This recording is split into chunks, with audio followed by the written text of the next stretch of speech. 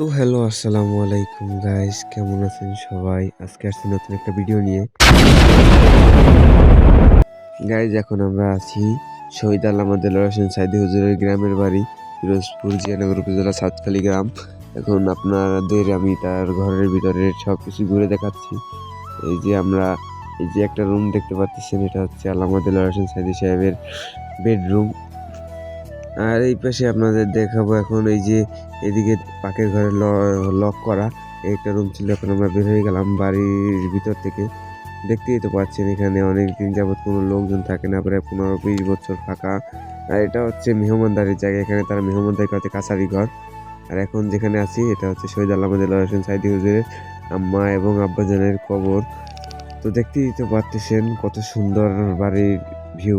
এটা হচ্ছে তাদের ঘাট পাড়, এখানে তারা বসতেন।